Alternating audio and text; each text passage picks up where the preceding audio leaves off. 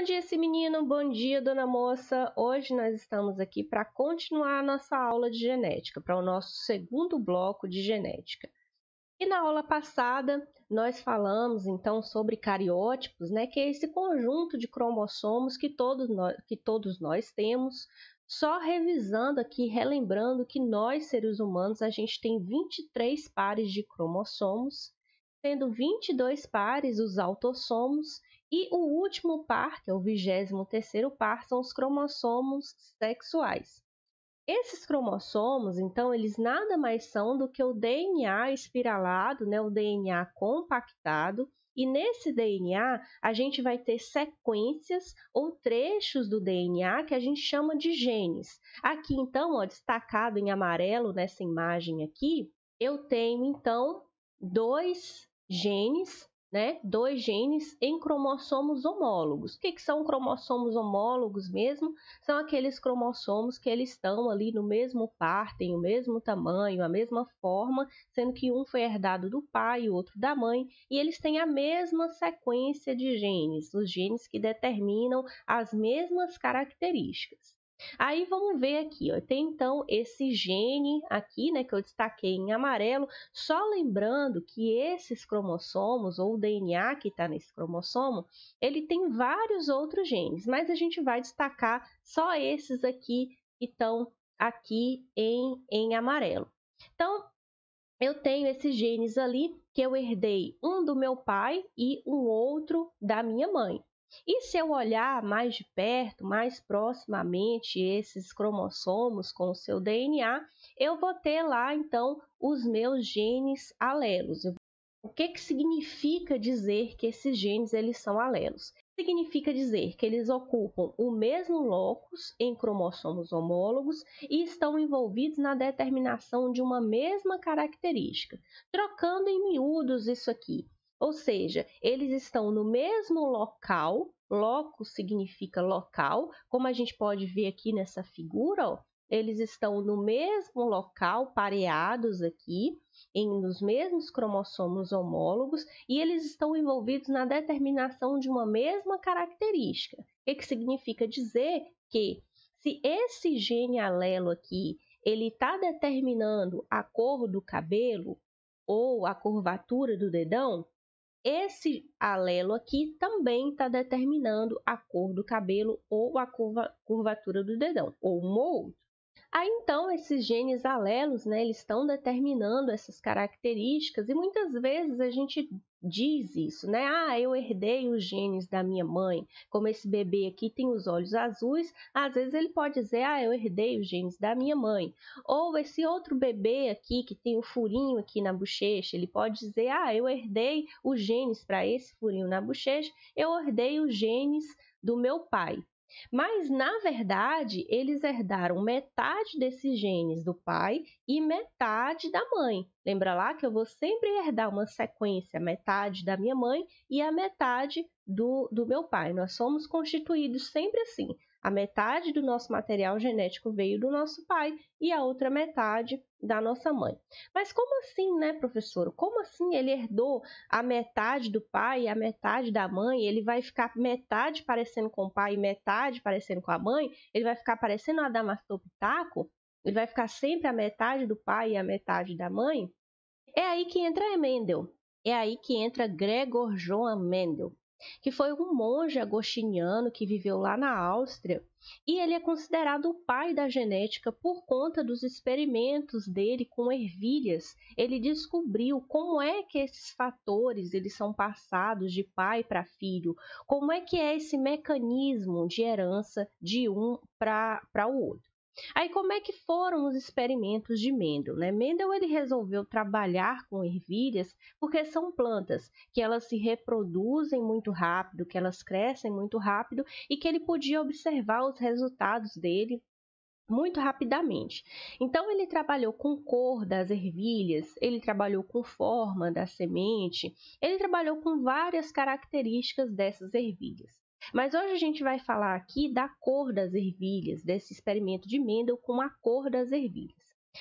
Bom, então ele pegou duas plantas puras, Ou como assim, né? Plantas puras. Ele pegou duas plantas que ele sabia que não eram misturadas com outras e cruzou entre elas para ver a cor da semente. Então ele pegou aqui, ó, sementes verdes com sementes amarelas e essa geração aqui ele chamou de parental. Ele cruzou essas duas plantas com esses dois tipos de sementes aqui e na primeira geração ele obteve somente sementes amarelas. E aí então ele chamou essas sementes do tipo amarela de dominantes, porque dominou sobre a verde, né? A verde não apareceu na primeira geração. Mas ele pensou, peraí, eu vou misturar as plantas dessa primeira geração para ver o que acontece. Então, ele misturou novamente, né, as sementes amarelas dessas plantas da primeira geração.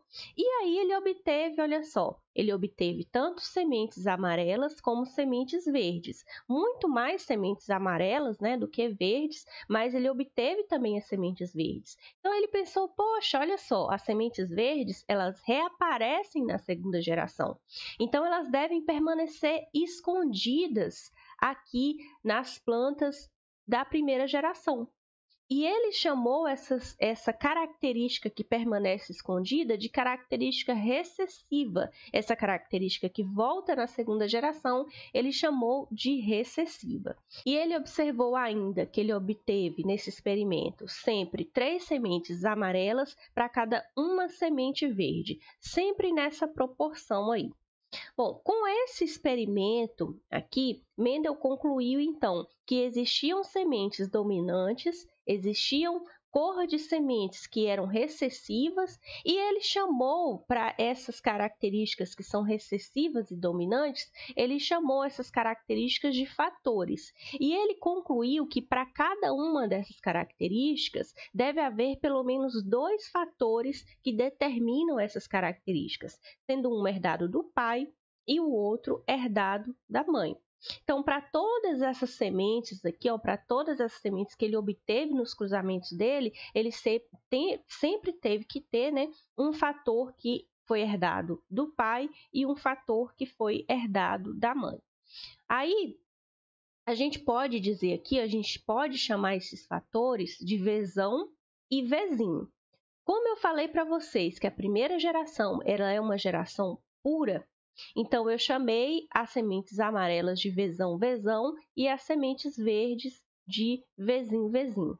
Ah, professora, mas por que você chamou de vezão? Por que você usou essa letra V? Porque, gente, convencionou-se que sempre quando a gente está analisando essas questões dessa lei de Mendel, a gente usa sempre a letra que é da característica recessiva que a gente está analisando. Então, eu chamei a verde de vezinho, lembrando, né, que são 2 fatores, um herdado do pai e um herdado da mãe. Como ele é puro, ele vai ser vezinho e vezinho. E vezão para as sementes amarelas, sendo um vezão herdado do pai e um vezão herdado da mãe. Tá? Aí, olha só, se Mendel ele cruzou essas sementes verdes com a amarela, e eu tenho vezão e vezinho, as sementes da primeira geração, elas vão ser vezinho, ou seja, herdou um fator do pai e um outro fator da mãe, tá? Quando eu vou fazer o cruzamento dessa primeira geração, quando eu cruzei aqui vezinho com vezinho, eu obtive aqui sementes amarelas e sementes verdes. Sempre observando aqui, ó, que onde o vezão apareceu, que o vezão é dominante, onde ele apareceu, a semente foi amarela. E onde somente o vezinho apareceu, a semente foi verde. Ah, professora, mas se o vezão aparecesse aqui nessa semente verde, aí ela não seria verde, ela seria amarela, porque o vezão ele é dominante sobre o vezinho. Mas vamos ver aqui nesse outro slide se fica mais claro essa questão dos fatores. Vamos pensar o seguinte: quando eu tenho a produção de gametas em qualquer ser, ele só passa a metade dos seus genes para a sua prole, ele só passa a metade dos seus genes para os seus filhos, não é verdade? Então, se eu fosse ver aqui a produção dos gametas aqui dessas sementes da geração parental de Mendel, eu ia observar que essas sementes verdes aqui, elas só produziriam gametas do tipo Vzinho, não é verdade? Porque elas são puras, então elas só produziriam gametas do tipo Vzinho. Agora, nessa outra semente aqui, que é a semente amarela, e eu estou chamando ela de Vzão, elas só produziriam gametas do tipo Vzão, certo? Quando eu misturar esses dois aqui, ó, quando eu misturar esse gameta com esse gameta aqui para a produção de um novo indivíduo, o que vai acontecer? Ele vai ser Vzão, Vzinho. A primeira geração vai ser 100% Vzão, Vzinho. Ora, porque se eu misturar Vzão com Vzinho, só vai dar Vzão, Vzinho. Ok? Tá. E na segunda geração, né? E se eu pegar essa primeira geração e misturar entre eles, o que vai dar na segunda geração? Nessa segunda geração, eu posso ter tanto a produção de gametas Vzão, quanto a produção de gametas Vzinho. E aí, eu vou fazer a combinação desses gametas, ou o cruzamento desses gametas, e aí que vai originar a minha prole. Agora, é interessante a gente observar aqui que esses gametas, eles são puros. Como assim, professor, esses gametas eles são puros? Ora, eles só carregam um fator para cada característica. No caso aqui, a gente está analisando a cor da semente, ele só está carregando ou o fator para ser Vzinho ou o fator para ser Vzão, ou seja, ou o fator para ser semente amarela ou o fator para ser semente verde. E aí, então, eu vou ter a combinação desses gametas aqui, o cruzamento entre esses gametas, que vai originar lá a prole da segunda geração, que pode ser tanto Vzão, Vzão, se eu combinar esse gameta aqui com esse aqui, como pode ser Vzão, Vzinho, se eu combinar esse gameta aqui com esse aqui, dando origem a esse indivíduo aqui. Ou pode ser Vzinho, Vzinho, se eu combinar esse indivíduo aqui com esse outro indivíduo aqui, dando origem a esse indivíduo aqui, Vzinho, Vzinho. Observem que eu coloquei aqui, ó, a cor da semente que vai ser em cada um deles aqui. Se eu sou Vzão, Vzão, qual é o dominante? É o Vzão, então ele vai ser amarelo. Se eu sou Vzão, Vzinho, qual é o dominante? O Vzão, então ele vai ser o quê? Exatamente, amarelo. Se eu sou Vzinho, Vzinho, ele vai ser verde, porque o Vzão não apareceu aqui, ele vai ser verde, ok? Desse experimento de Mendel, ficou postulado o que a gente chama hoje de primeira lei de Mendel ou lei da pureza dos gametas, que diz que cada característica é condicionada por dois fatores. Eles se separam na formação dos gametas, de maneira que cada gameta recebe apenas um fator. Essa primeira lei de Mendel, como eu falei, também é chamada de lei da pureza dos gametas. Hoje nós sabemos que, na verdade, aquelas características que o Mendel chamou de fatores são, na verdade, genes. São os genes que determinam uma condição, uma característica do indivíduo. Aí vamos ver aqui, ó, vamos analisar essa característica aqui. Eu sei que são genes, esses genes eles estão lá no cariótipo dos indivíduos, eles estão lá no DNA, nos cromossomos desse indivíduo. A gente sabe que cada ser carrega vários cromossomos, mas vamos analisar aqui somente esse par de cromossomos homólogos aqui para a gente entender melhor essa primeira lei de Mendel. Então, a gente está vendo aqui, a gente está observando que esses cromossomos, um carrega o gene Vzão e o outro carrega o gene Vzinho. Eu vou até apagar os outros cromossomos aqui para a gente não se confundir. Vamos analisar só esse aqui.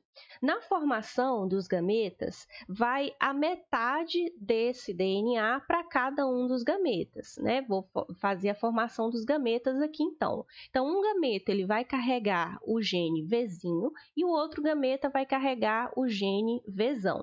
Aí, digamos que esse indivíduo aqui, ó, esse gameta aqui, ele se encontre com um outro gameta. E esse outro gameta que ele vai se encontrar também carrega o gene Vzinho.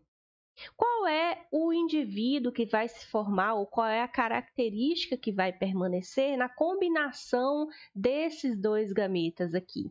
É o Vzinho, não é? Porque eu estou combinando Vzinho com Vzinho, que vai dar Vzinho, Vzinho. E é essa característica que vai permanecer no indivíduo, que no caso aqui que a gente está analisando, a cor das ervilhas, nesse caso aqui vai ser ervilhas verdes. Então, essa foi a nossa aula de hoje, nosso segundo bloco sobre genética, e a gente continua nas próximas aulas. Qualquer dúvida, deixe aqui nos comentários que eu vou respondendo o mais breve possível. Valeu!